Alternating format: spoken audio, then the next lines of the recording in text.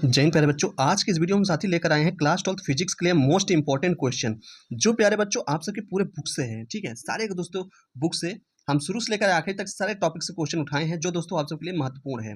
और प्यारे बच्चों 70 में से 60 नंबर आज की इस वीडियो में कंप्लीट हो जाएगा आप सबका। एक एक क्वेश्चन हम आपको बता रहे हैं, अच्छे से देखिएगा और सारे क्वेश्चन आप सब तैयार कर लीजिए, समय रहते जिससे आप सबका दोस्तों क्वेश्चन एक भी छूटे ना। देखिए साथी, आप सबको पहला क्वेश्चन है कुणाल, यहाँ बताया जा रहा है कुणाल के नियम की परिभाषा। ठीक है, जिसको परिसीमाएं भी आपको पूछ सकता है, इसको आप सब तैयार करके जाइएगा।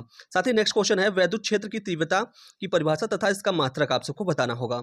अगला क्वेश्चन है कूलाम के वैद्युत बल संबंधित नियम। ये इंपॉर्टेंट क्वेश्चन है। ठीक है, हम सारे क्वेश्चन इंपॉर्टेंट बता रहे हैं, हर टॉपिक से रहेगा, आप सब सारे क्वेश्चन को अच्छे से तैयार कर लेना। ठीक है साथी, अब देखिए प्यारे बच्चों, स्थिर वैद्युत का गॉस के प्रमेय क्या है।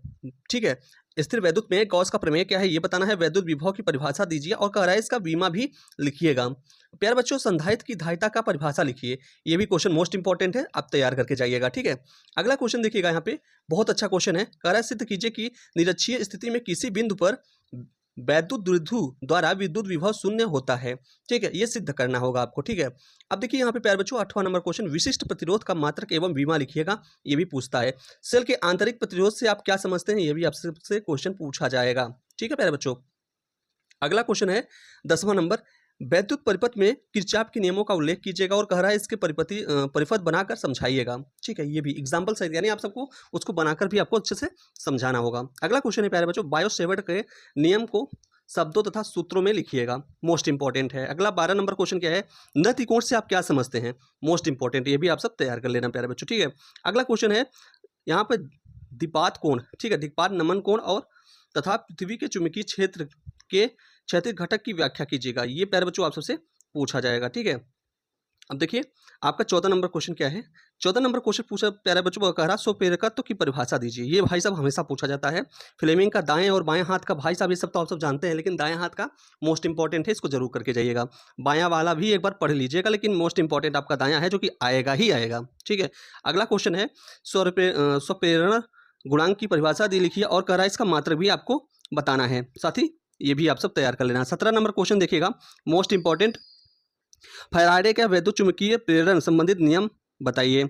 अगला क्वेश्चन है साथी, यहाँ पे देखिएगा 18 नंबर, प्रत्यावर्ती परिपथ के लिए औसत शक्ति का व्यंजक प्राप्त कीजिए और कह रहा है वाटहीन धारा को भी समझाइए। ठीक है, अगला क्वेश्चन देखिएगा प्यारे बच्चों, यहाँ कह रहा है चोक कुंडली का कार्य सिद्धांत समझाइए और कह रहा है चोक कुंडली में वाटहीन धारा के महत्व को समझाइए, मोस्ट इंपॉर्टेंट ये भी क्वेश्चन है। ठीक है, अगला क्वेश्चन देखिएगा 20 नंबर, ये ट्रांसफार्मर टॉपिक से है। देखिएगा ट्रांसफार्मर संबंधित क्वेश्चन पूछा है यहाँ से।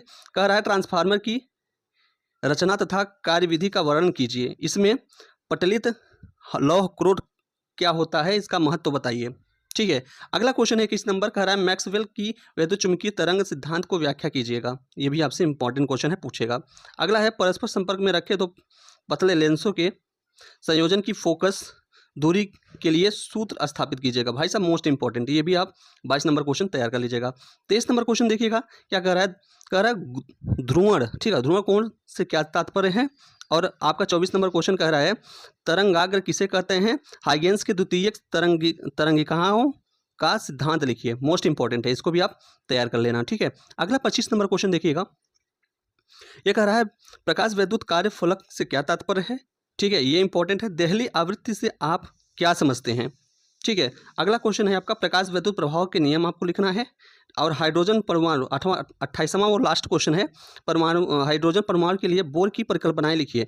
भाई साहब ये सारे क्वेश्चन मोस्ट इंपॉर्टेंट थे, बहुत ही अच्छे थे, आप सब इसको तैयार कर लेना। 100% प्यारे बच्चों गारंटी के साथ कहते हैं आप सब बिल्कुल पेपर में 70 में 60 प्लस क्वेश्चन आप करके हैं, 60 प्लस नंबर लेकर आएंगे और दोस्तों मैक्सिमम क्वेश्चन अटेंड करके आएंगे। ठीक है, सारे क्वेश्चन आपके इसी में से हो जाएंगे, तो साथ ही बिल्कुल टेंशन नहीं लेना है, बस इतना ही क्वेश्चन तैयार करके जाइए, कम से कम इतना कर लीजिए बस। मैक्सिमम आप तो भाई पढ़ सकते हैं आगे, लेकिन प्यारे बच्चों कम से कम इतना तैयार कर लेना, आपका काम बन जाएगा। इसका सलूशन यदि आपको चाहिए तो कमेंट बॉक्स में कमेंट करिएगा कि सर जी इसका सलूशन भी लेकर आइए, तो साथ ही हम लेकर आएंगे, आप सबको पूरा अच्छे से समझा देंगे। ठीक है, वो भी आपको दे देंगे। तो प्यारे बच्चों यह वीडियो कैसा लगा कमेंट बॉक्स में कमेंट करिएगा। हर सब्जेक्ट का इस तरह का अथॉरिटी का दोस्तों महत्वपूर्ण और इंपॉर्टेंट क्वेश्चन जानने के लिए आप सब बिल्कुल चैनल सब्सक्राइब कर लीजिएगा, सारी वीडियो एक के बाद एक आते रहेंगे अब। ठीक है, जय हिंद साथी, जय भारत।